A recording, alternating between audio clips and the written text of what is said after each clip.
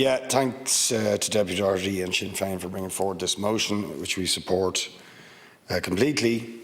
We urgently need an emergency budget to address a crisis that is absolutely crushing hundreds and hundreds of thousands of people in this country, working people, pensioners, students, people on low and middle income are being absolutely crucified.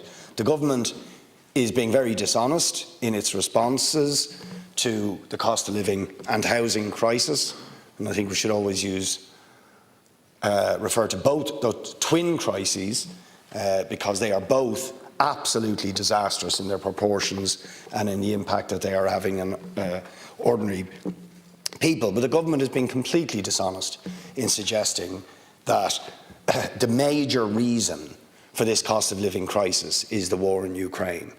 We all, of course, abhor Putin's invasion of Ukraine. It's a brutal, unjustifiable invasion, and of course it is impacting on grain exports out of Ukraine and on energy prices. But the idea that the specific characteristics of a cost of living and housing crisis in this country, which is worse than anywhere else in Europe, and was before the war in Ukraine started, is somehow the fault of that war, is just dishonest. It is the government desperately trying to deflect.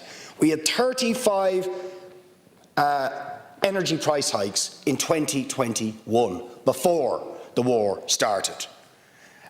We had, in 2020, Ireland had the highest price levels. This is even before the cost of living crisis really took off. We had the highest price levels in the EU, 40% higher than the EU average.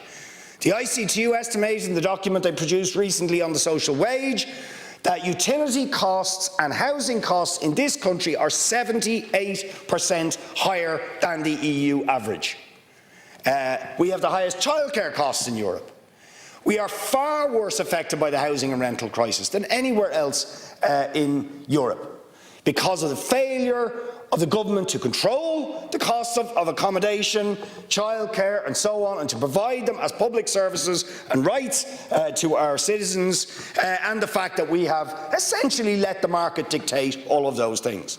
See, there's a connection between neoliberalism, privatisation, and the fact that we have the worst cost of living and housing crisis pretty much in Europe. Because the more you let the market dictate, the worse these crises hit you. So that's why do we have the worst housing crisis pretty much in Europe and the biggest hikes in the cost of accommodation and rents? Because we have only 9% of the housing stock in this country is social housing. In Austria, it's 25%. In most of Europe, it's in or around 20%. The market dictates the rents and the house prices go through the roof. Why do we have the highest childcare costs in Europe? Because almost all of our childcare is privatised. Why do we have the highest energy costs in Europe when we used to have the lowest? Because we privatised and deregulated energy. That's why. So the greedy profiteers control some of the key areas where the cost of living is crushing and crippling people. So for the government to hide behind the war in Ukraine is utterly dishonest. But the area I just want to focus on in my last few minutes is just the human suffering that's coming from this, and indeed from the lack of urgency from the government.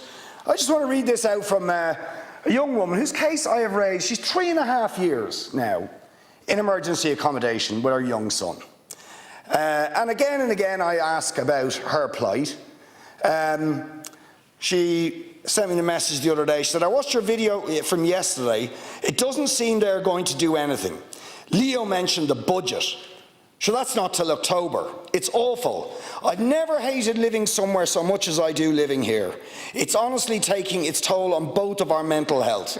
There seems to be no way out of this nightmare.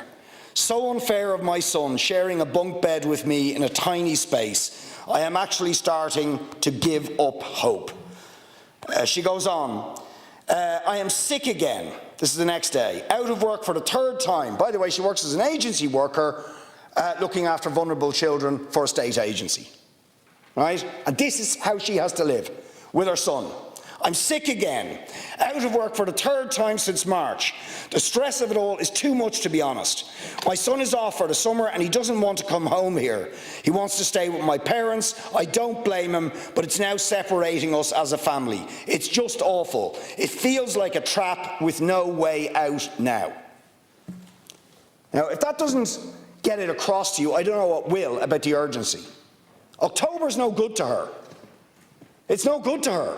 She's been 3.5 years, and just recently was taken off the housing list because her income crept slightly over it, right? For 5 years, successive governments had said they were going to raise the income thresholds. We were promised that this government would review those income thresholds before the summer recess. That's now gone. Because Leo said it the other day, it's October now, right? So that woman and many, many others are banjaxed. And why does the government want to not review those limits? Because they'll have to extend HAP income support to a lot more people. They don't want to do it, so we'll wait till the October budget. And that is causing real suffering. Today, as I'm speaking again, family, 2 working parents, 2 children, 9 and 14, made homeless because their landlord is evicting them on reasons of sale from where they're living, and they have nowhere to go.